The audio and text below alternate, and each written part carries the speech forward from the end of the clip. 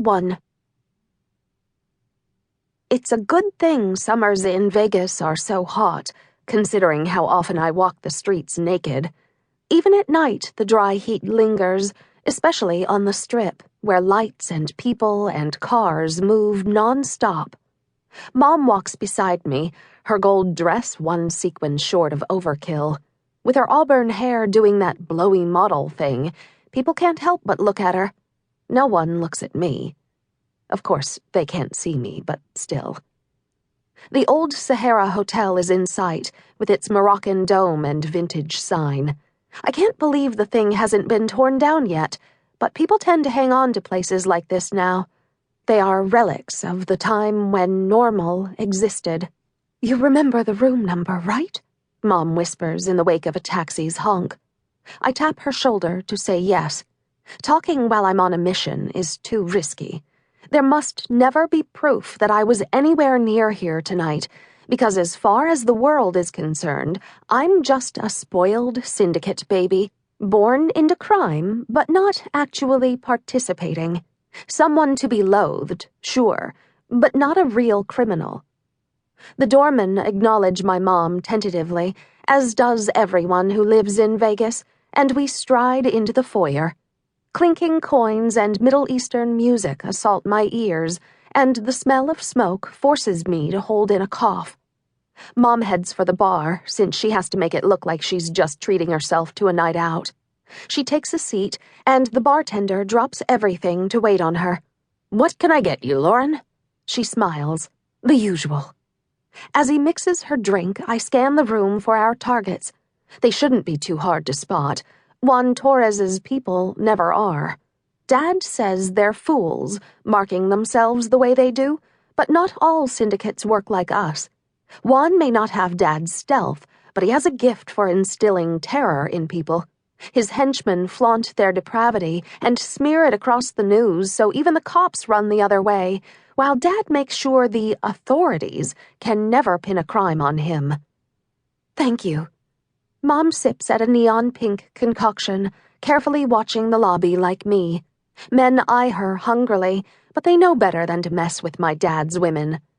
Then I spot them. Even with their long sleeves, I can make out the tattooed claws on their hands, which are surely connected to jaguars, Juan's signature mark. I slink through the crowd as Mom finishes off her drink. We've done this enough that she knows I'll be where I need to be, even if she can't see me.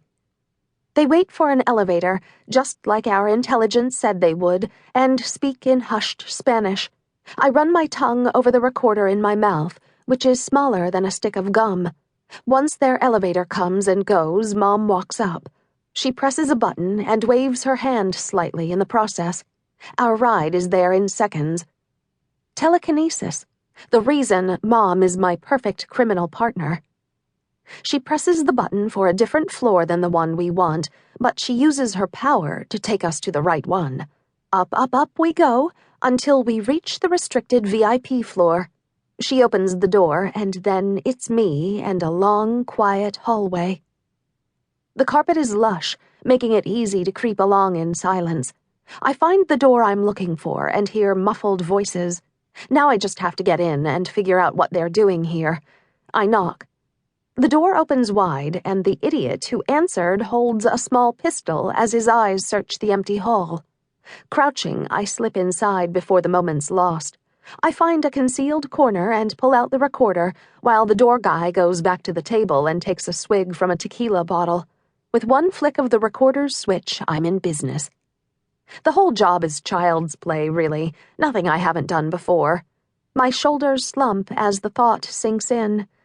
16, spying on criminals for a criminal, and here I am thinking it's no big deal. Sad. "Radiusher," one of them says. The word makes my ears perk up. If this has anything to do with Dad's drug stash, he'll be pissed. Then the bald one pulls a tiny bag from his pocket, and I can't breathe. Glowing blue pills. Radiusher may not look like much, but each one of those goes for over $1,000 on the black market. They are what make this twisted world go round. They are mine. I take a small plastic cylinder from under my tongue. Carefully, I pull out 3 mini pins.